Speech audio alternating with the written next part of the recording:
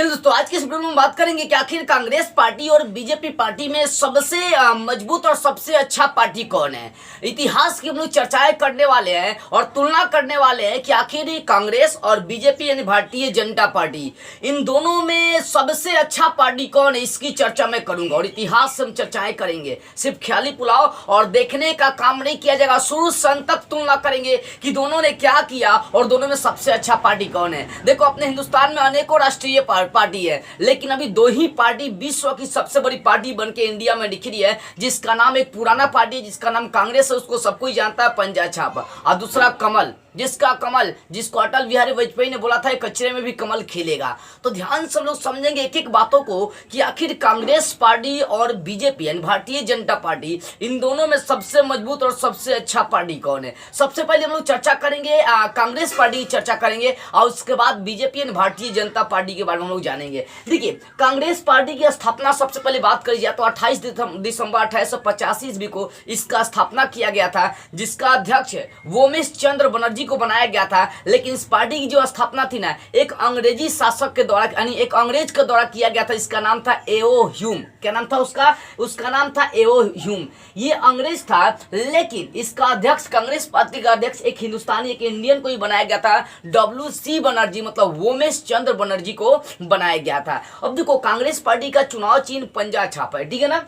अब देखो, हम लोग बात करते हैं, कांग्रेस पार्टी अपने देश की आज़ादी में अपने महत्वपूर्ण योगदान दी है। कांग्रेस पार्टी जब बनी थी तो उस समय इसका एक अलग उद्देश्य था। इसका ये उद्देश्य नहीं था, याद रखिएगा, कि ये देश की लड़ाई लड़ेगी। कांग्रेस पार्टी का उद्देश्य ये लेकर बनाया गया था ताकि अगर कोई भारतीय विद्रोह करे तो इसका पूरा जिम्मेदारी इन्हीं पार्टी पर चला है। इस पार्टी का एक अपना मुख्य उद्देश्य था कि जितने भी शिक्षित लोग हैं उसको अपने टीम में मिलाया जाए, अपने समूह में इकट्ठा किया जाए। लेकिन धीरे धीरे इसका उद्देश्य देश को आजादी दिलाना और साथ में यहाँ अंग्रेजों को मार भगाने का उद्देश्य आ गया। किसमें?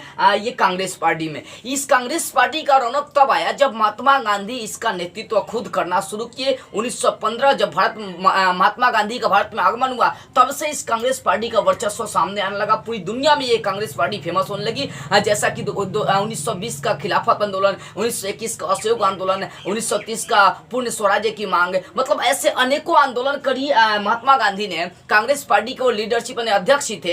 ऐसा अनेकों उन्होंने आंदोलन करा जिसकी वजह से भारत को आजादी में महत्वपूर्ण योगदान मिला। यानी इसी कारण से कांग्रेस पार्टी एक अहम भूमिका निभाई थी अपने देश की आजादी में। तो अपने देश की, अपने इंडिया की सबसे पुरानी पार्टी कांग्रेसी पार्टी है। एक अंतर्राष्ट्रीय पार्टी, पुरानी ही पार्टी है, इसका नाम है कांग्रेस है। लेकिन कांग्रेस ने कुछ ऐसा करतूत किया जिसको मैं आपको दिखाने वाला हूं। देखिएगा कैसे कांग्रेस पुरानी पार्टी है लेकिन इसको अच्छा पार्टी का दर्जा नहीं दिया जाएगा। इसको समझिएगा, ये मैं नहीं बोल रहा हूं, इतिहास कहेगी। चलिए हम लोग बात करते हैं। आपको पता होगा हमारा इंडिया, हमारा जो भारत था 1947 में आजाद हुआ, लेकिन आजादी के बाद जस्ट ही हिंदुस्तान और पाकिस्तान में युद्ध छिड़ गया था। आपको पता होनी चाहिए, हिंदुस्तान और पाकिस्तान में युद्ध छिड़ गया था। लेकिन एक बात याद है कि अपना हिंदुस्तान क्यों गुलाम है, अपना हिंदुस्तान जो भारत था वो दो भागों में आखिर क्यों बटा, पाकिस्तान और हिंदुस्तान में क्यों बटा। इसके पीछे का भी रीजन कांग्रेस पार्टी ही है, क्योंकि कांग्रेस पार्टी नरम दल के इंसान था। नरम दल मतलब समझते हैं, नरम दल का मतलब सब काम नरमे करना है। हमको लगता है कि अगर उस समय ये बारदोली सत्याग्रह जिसका नेतृत्व किए थे सरदार वल्लभ भाई पटेल, सरदार वल्लभ भाई पटेल के हाथों में अगर शासन होता ना, तो रियल में बोल रहे हैं कि पाकिस्तान अलग नहीं होता। मतलब कुछ ऐसे खड़क इंसान चाहिए था हमें जो देश के शासन को मजबूत करे। 563 रियासतें थी अपने इस इंडिया में, लेकिन सब रियासत को मिलाने का काम कौन किए थे? अकेले सरदार वल्लभ भाई पटेल ने किए थे। चाहिए था नरम, देखो नरम बनकर रहना, कभी आपको आगे नहीं बढ़ा सकते। भगत सिंह बोलते थे हमें अंग्रेज अगर एक चमेटा मारेंगे ना तो हम उनके पूरे गालों को छली कर देंगे। लेकिन महात्मा गांधी कहा करते थे कि अगर अंग्रेज हमारे एक गालों पर मारते हैं तो अपना दूसरा गाल आगे कर दीजिए। ये नरम दल के इंसान थे। लेकिन उसी में आपका सरदार वल्लभ भाई पटेल थे, प्यार से समझाते थे, नहीं समझा तो कुछ काच कर अपने इंडिया में मिला लेते थे, वो थे सरदार वल्लभ भाई पटेल। लेकिन महात्मा गांधी और पंडित जवाहरलाल नेहरू जो नरम दल के इंसान थे, इन्हीं लोगों की वजह से हमारा देश बर्बाद हुआ। बात करते हैं इस सब चीज की, हम लोग चर्चाएं करते हैं। देखिए, सबसे पहली बात है आपको इतना पता होनी चाहिए कि 1947 में हमारा देश दो भागों में बटा और हमारा देश आजाद हुआ।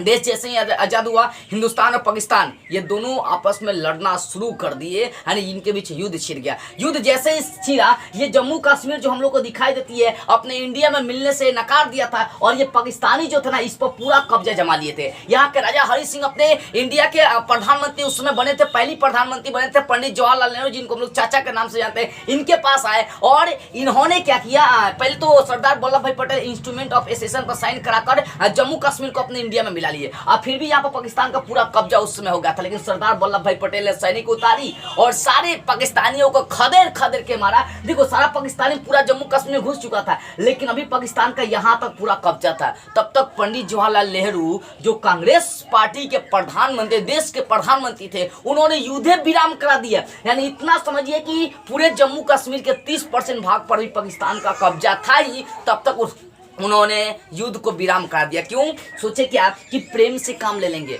यूएन ने उस समय 1945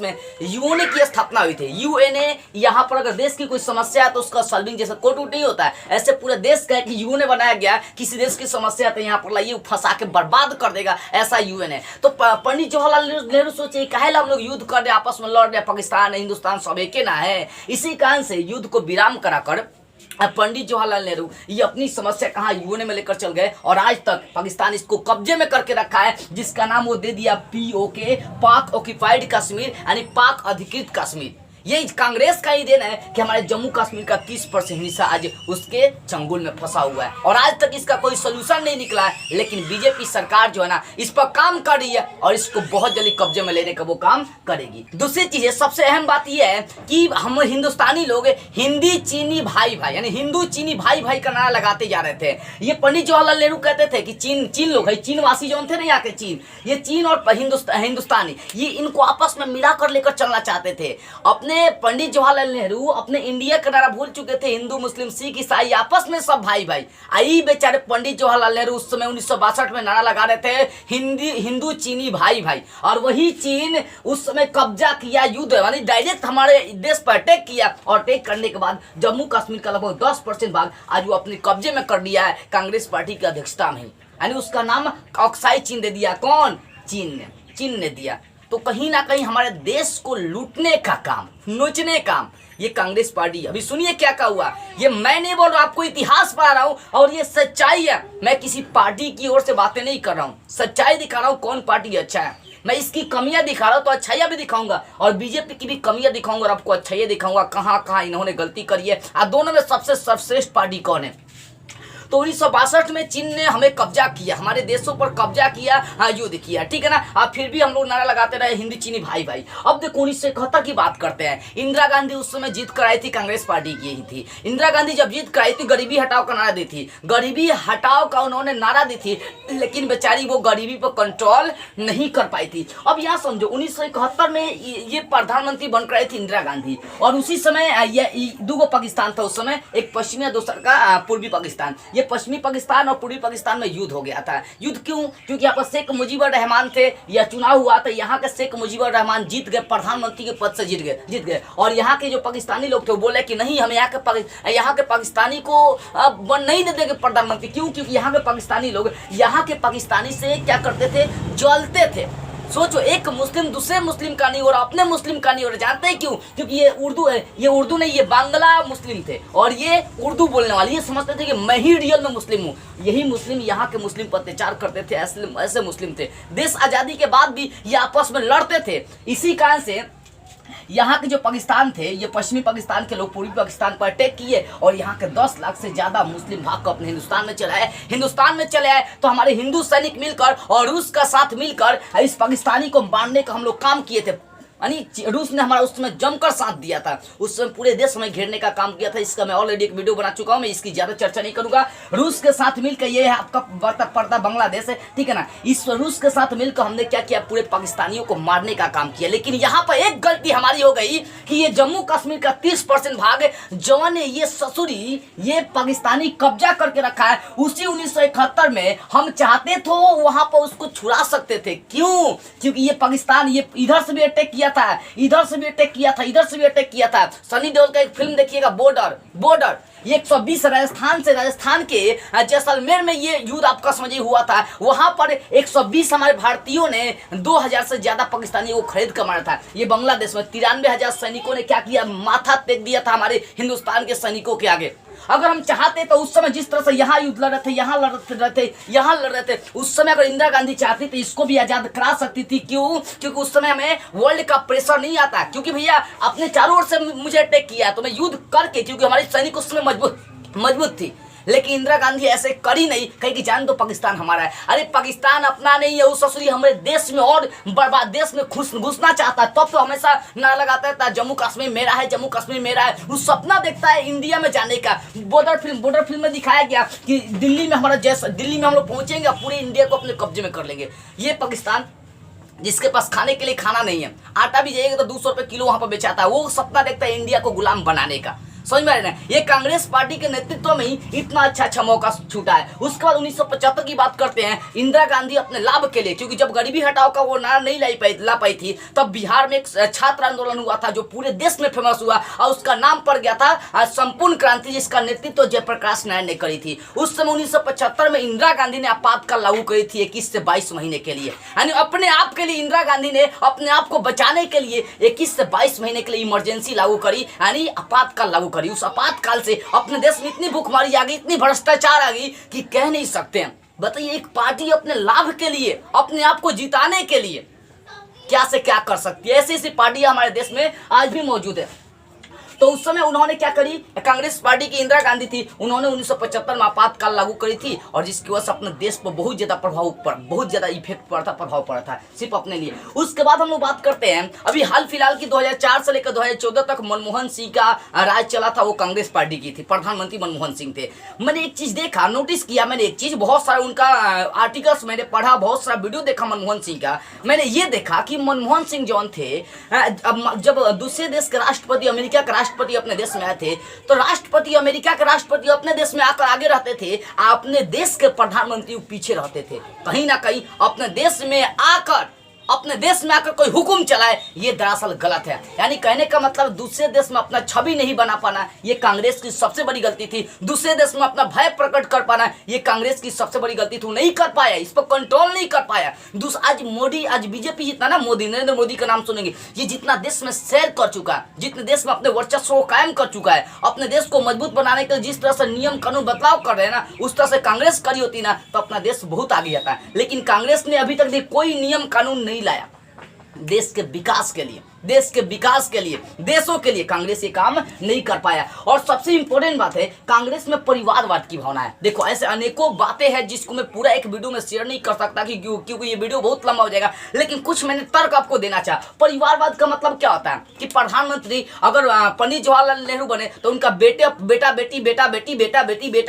बेटी ऐसे ही प्रधानमंत्री बनते चलाएगा। अब बताइए, एक ही परिवार का अगर खाली प्रधानमंत्री बनते चलाएगा तो देश का विकास होने वाला है। अरे मान लीजिए यहाँ पर कि अगर मान लीजिए मैं प्रधानमंत्री बना, ठीक है ना, अब मैं मान लो कि मैं बिहार का हूँ, अगले बार प्रधानमंत्री हो सकता है मैं गुजरात का बनाऊं, अगले बार प्रधानमंत्री हो सकता है मैं हिमाचल प्रदेश का बनाऊं। इससे क्या होता है, अपने देश पर बहुत ज्यादा प्रभाव पड़ता है। अलग अलग लोग आएंगे, पढ़े लिखे लोग आएंगे, तो वो अपने देश के लिए अलग अलग नियम कानून लगाएंगे। तो भाई, जिस तरह से अग्निवीर योजना पर काम करी गई ना, उस तरह से इस नेताओं पर भी काम करनी चाहिए, क्योंकि ये परिवारवाद ताकि लगा नहीं सके। परिवारवाद नहीं लगाएंगे तो अलग अलग स्टेट के प्रधानमंत्री बनेंगे तो वो अपने अनुसार नियम कानून लगाना चाहेंगे। यानी परिवारवाद कांग्रेस आज भी अपनाए बैठी हुई है, और यही रीजन है कि कांग्रेस पार्टी एकदम पीछे जा रही है। तो ये हिस्ट्री है कांग्रेस का, छोटा मोटा मैंने इसका इतिहास बताया। लेकिन देखो, एक लाभ बस इससे यही था, कांग्रेस पार्टी एक चीज पर कंट्रोल कर पाई, अपने इंडिया को हथियार के मामले में 6 नंबर पर ला दी थी।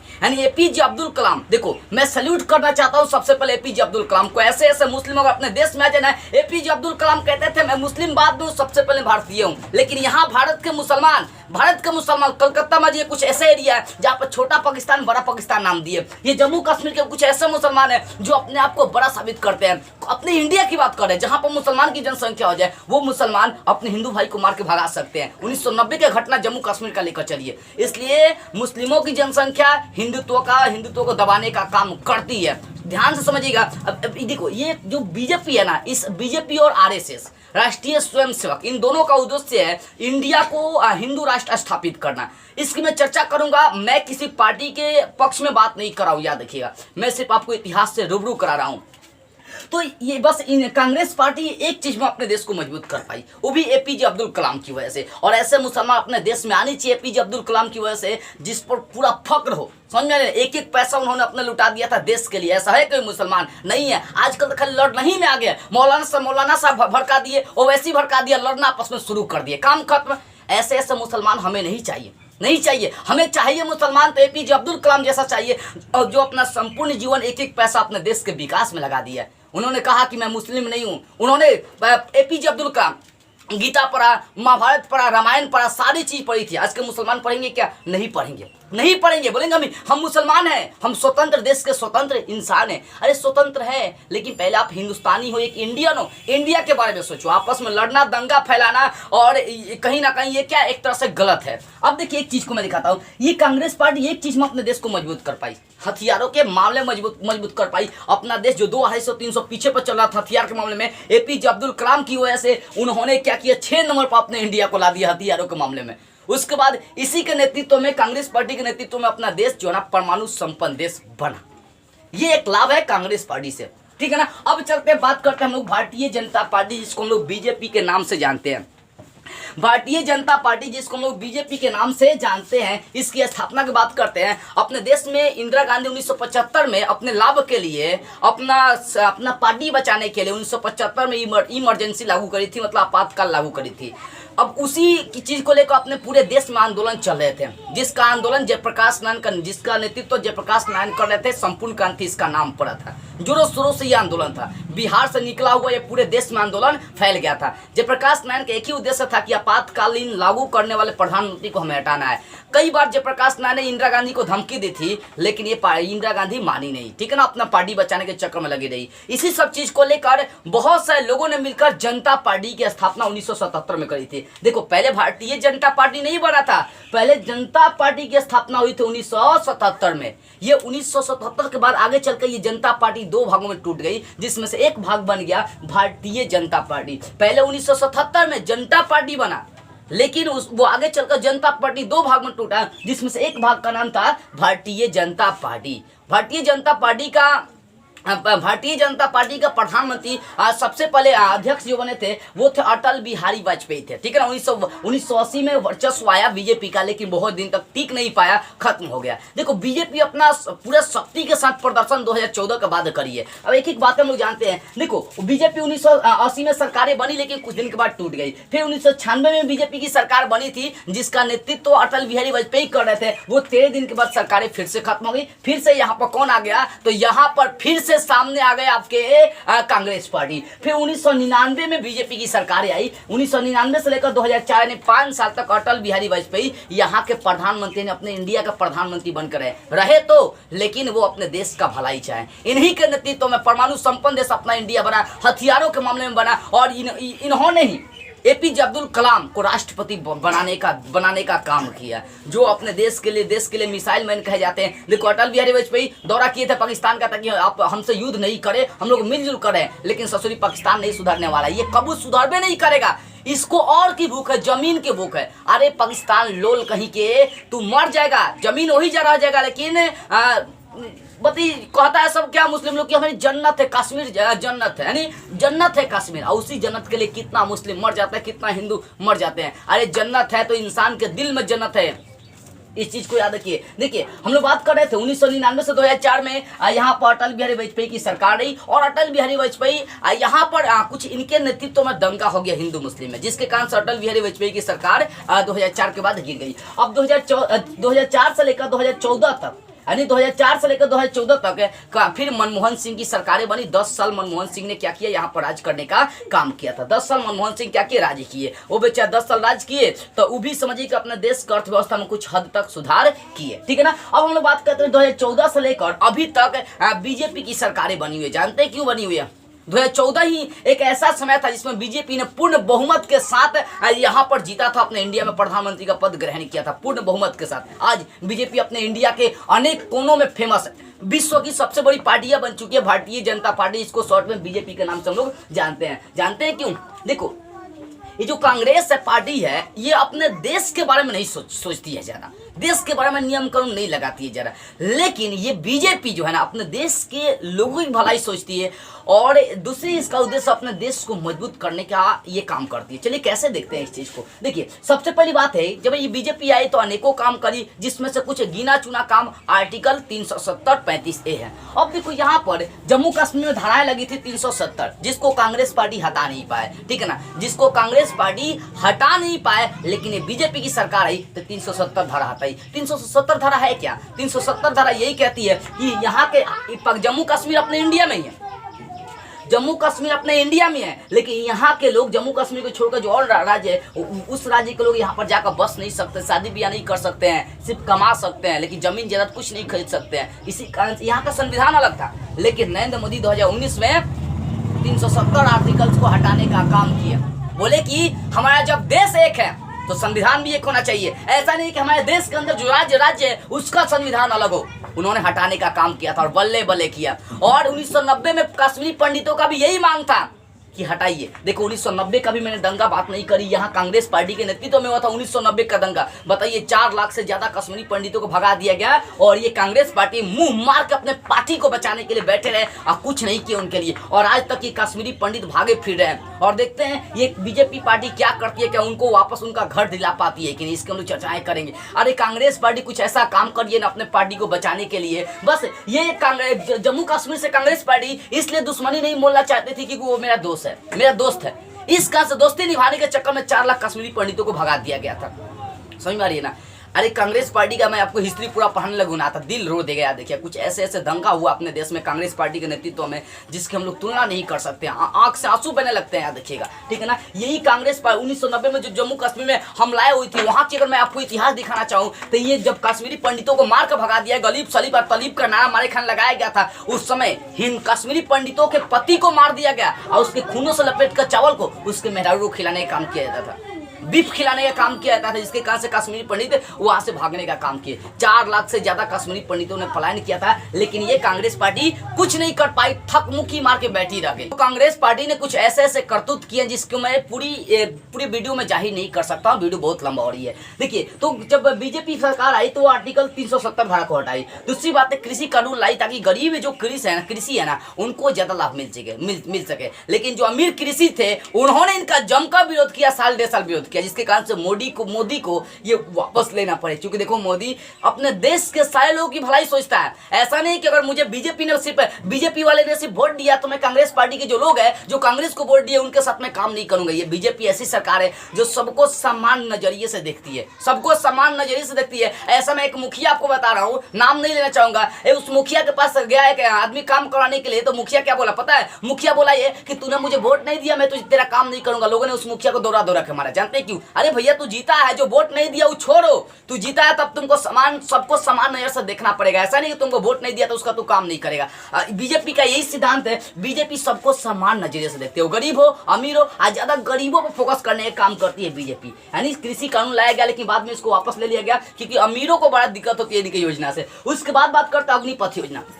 अग्निपथ योजना भले यहाँ पर देखो, अग्निपथ योजना का बहुत लाभ है।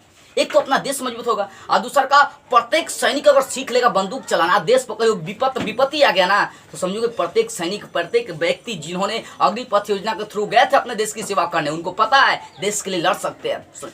देश का इकोनॉमी मजबूत होगा, देश में हथियारों की जनसंख्याएं बढ़ेंगी, देश अपना मजबूत होगा। देखो, इजराइल है, इजराइल में प्रत्येक सैनिक प्रत्येक वो सैनिक बनता है, प्रत्येक लोग सैनिक बनता है, प्रत्येक व्यक्ति सैनिक बनता है। रूस हो गया, वहां भी कंपलसरी है प्रत्येक लोगों को सैनिक में भर्ती होने के लिए 2 साल 3 साल कम से कम। आपका उत्तर कोरिया वो जो तानाशाह शासक के नाम से जानता किम जोंग, मतलब कह नहीं सकते हैं। कुछ ऐसे देश है जहां पर ये रूल है, वही रूल यहाँ पे इंडिया में लाने का काम किया गया। अग्निपथ योजना भले ही अभी आप लोगों को खतरा लगे, क्योंकि देखो विरोधी पार्टी जब भी अपने नया योजना लेगा तो सबसे पहले इसका विरोधी पार्टी यानी विपक्षी दल ही करेंगे, और इसका सबसे ज्यादा विरोध कांग्रेस पार्टी ही करी थी, ठीक है ना।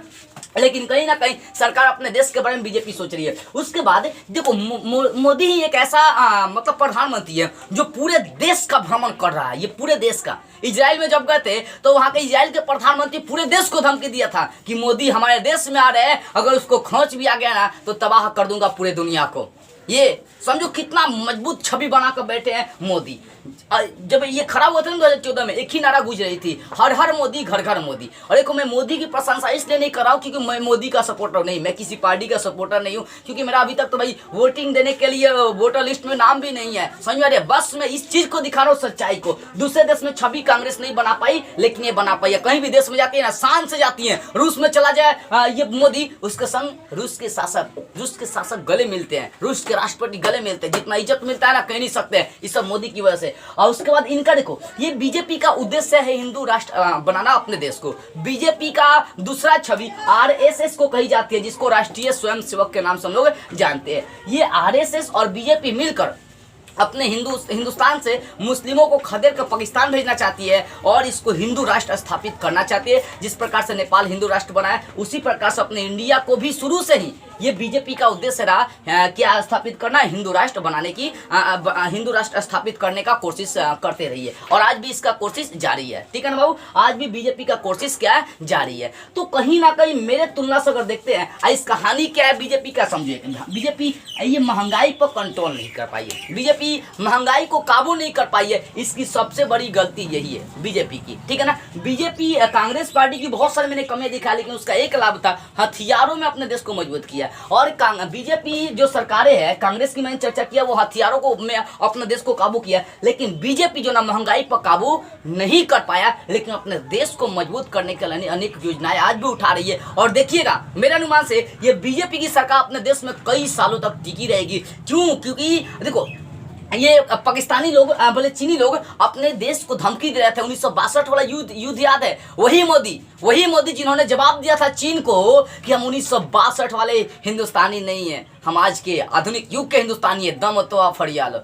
जवाब देने में कोई सीखे तो मोदी से सीखे, अमित शाह के जोड़ी से सीखे। ये दोनों ऐसे शेर हैं जो कहीं भी किसी भी देश में जाते हैं दहाड़ कर चलते हैं। और इन बेचारे कांग्रेस के जो प्रधानमंत्री बनते हैं वो सब सिकुड़ के चलते हैं, लोग कुछ नहीं कर पाते हैं। मेरे अनुमान से अगर देखी जाना तो सबसे अच्छा पार्टी, भले कांग्रेस पार्टी पुरानी है, लेकिन दोनों में सबसे अच्छा बीजेपी की सरकार है, बीजेपी की। और जब तक पार्टी में मोदी रहेंगे ना, तब तक इस पार्टी में बीजेपी की जान रहेगी। अब मोदी के हटने के बाद ये पार्टी कैसा होगा इसकी मैं तुलना भी नहीं कर सकता हूँ, क्योंकि मोदी जीवित रहेंगे, इतना जल्दी थोड़े मर जाएंगे। तो समझे, कांग्रेस पार्टी और भारतीय जनता पार्टी में सबसे अच्छा पार्टी जो अपने देश का विकास पूरी तरह से चाहती है वो है बीजेपी, जिसको भारतीय जनता पार्टी के हम लोग नाम से जानते हैं। चलिए, ये मेरा अनुभव और मेरा एक्सपीरियंस और मेरा आर्टिकल्स रहा, मेरा थ्योरी रहा एक तरह से कि मेरे तरफ से कौन अच्छा है, तो मैंने बीजेपी को साबित किया अच्छा है। अब आपकी क्या प्रतिक्रिया है? देखो, ये किसी पार्टी के पक्ष में नहीं, अब मैंने आपको जानकारी देना चाहा है, ठीक है ना। आप इस वीडियो को निगेटिव लेकर नहीं चलेगा, इस वीडियो को पूरा देखिए और समझिए दोनों में अच्छा कौन है। मेरे अनुमान से बीजेपी पार्टी बहुत अच्छी है। जब तक मोदी अमित शाह की जोड़ी रहेगी तब तक बीजेपी की सरकार फैसला लेने में और अपने देश को मजबूत करने में आगे रहेंगी, 100% आगे रहेंगी। अपनी प्रतिक्रिया कमेंट करके बताइए कि आप क्या सोचते हैं, दोनों में सबसे अच्छा पार्टी कौन है। जय हिंद।